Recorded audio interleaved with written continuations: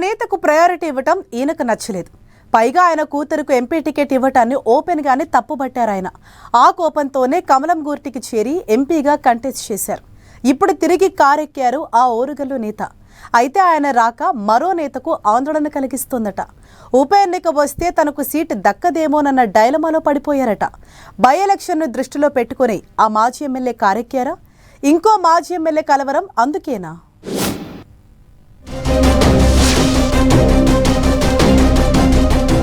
ఆరూరి రాక రాజయ్యలో కలవరం కారణం అదేనా? ఆరూరి రమేష్ తిరిగి కారెక్కింది అందుకేనా? ఉప ఎన్నికను దృష్టిలో పెట్టుకునే బీఆర్ఎస్ ఆరూరిని చేర్చుకుందా? స్టేషన్ కన్పూర్లో ఆరూరి రమేష్ను బరిలోకి దించాలనుకుంటున్నారా? బీఆర్ఎస్ పార్టీలో ఉమ్మడి వరంగల్ జిల్లా పాలిటిక్స్ హాట్ టాపిక్ గా మారాయి. వర్ధన్నపేట మాజీ ఎమ్మెల్యే ఆరూరి రమేష్ బీజేపీకి రాజీనామా చేసి మళ్లీ కారెక్కారు. మున్సిపల్ ఎన్నికల తరుణంలో ఈ ఘర్వాపసి పరిణామం బీఆర్ఎస్ శ్రేణుల్లో కొత్త జోష్ నింపుతోంది. 2014-2018లో వర్ధన్నపేట నుంచి గెలిచిన ఆరూరి రమేష్ 2023లో ఓటమి తరువాత ఎంపీ టికెట్ ఆశించారు. అయితే తనను కాదని కడియం శ్రీహరి కూతురు కడియం కావ్యకు బీఆర్ఎస్ టికెట్ ఇచ్చేందుకు రెడీ అవడంతో ఆరూరి అలిగి బీజేపీలోకి వెళ్లారు. ఆ తరువాత కడియం కావ్య కూడా బీఆర్ఎస్ నుంచి పోటీ చేసేందుకు వెనకడుగు వేసి కాంగ్రెస్ క్యాండిడేట్ గా పోటీ చేసి గెలిచారు. దీంతో బీజేపీ ఎంపీ అభ్యర్థి అయిపోయారు ఆరూరి. అయితే ఆ ఎన్నికల్లో ఓడినప్పటి నుంచి మళ్లీ సొంత గూటికి చేరేందుకు ఆరూరి రమేష్ ప్రయత్నాలు చేస్తూనే ఉన్నారట. కానీ ఇన్నాళ్లు పెండింగ్ లో పెట్టి ఇప్పుడు ఆయనకు తిరిగి గులాబీ కండువా కప్పారు బీఆర్ఎస్ ముఖ్య నేతలు KTR, Harish Rao. Station Ghanpur MLA Kadiyam Srihari BRS నుంచి గెలిచి అధికార కాంగ్రెస్ పార్టీలోకి వెళ్లారు. ఆయన పార్టీ ఫిరాయింపు కేసు విచారణలో ఉంది.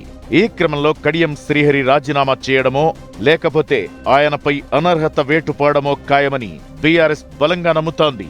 దీంతో స్టేషన్ ఘన్పూర్ కు ఉప ఎన్నిక వస్తే ఖచ్చితంగా కడియంను ఓడించి తీరాలని ఓరుగల్లు గులాబీ లీడర్లంతా కసిమీదున్నారట. అలా ఎన్నికొస్తే మాజీ డిప్యూటీ సీఎం రాజయ్య క్యాండిడేట్ అనే చర్చ కూడా ఎప్పట్నుంచో ఉన్నదే.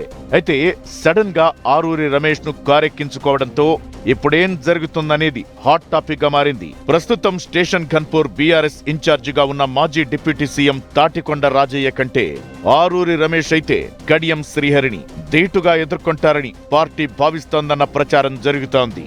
కడియంపై ఉన్న వ్యతిరేకతను వాడుకోవాలంటే బలమైన ఎస్సీ నేత అవసరమనే ఆరూరిని బీఆర్ఎస్ లో చేర్చుకున్నారన్న ప్రచారం జరుగుతోంది. వర్ధన్నపేట నియోజకవర్గానికి ఇప్పటికే మాజీ మంత్రి ఎర్రవెల్లి దయాకర్ రావు ఇన్ఛార్జిగా ఉన్నారు. ప్రస్తుతానికి మున్సిపల్ ఎన్నికల ఇన్ఛార్జిగా నియమించినప్పటికీ భవిష్యత్తులో డీలిమిటేషన్ తరువాత వర్ధన్నపేట నియోజకవర్గం నుంచి ఎర్రవెల్లి దయాకర్ రావే రంగంలోకి దిగుతారన్న ప్రచారముంది. నియోజకవర్గాల పునర్విభజన జరిగితే సమీకరణాలు మారుతాయని, అప్పటి వరకు ఆరూరి రమేష్ ను స్టేషన్ ఘన్పూర్ బాధ్యతల్లో ఉంచాలని బీఆర్ఎస్ పార్టీ ప్లాన్ చేస్తోందట. ఘన్పూర్ బీఆర్ఎస్ ఇన్ఛార్జ్ తాటికొండ రాజయ్యను కాకుండా కొత్తగా ఆరూరి రమేష్ ను కడియం మీద పోటీకి దింపడమే కరెక్ట్ అని ఆలోచిస్తోందట బీఆర్ఎస్ అధిష్టానం.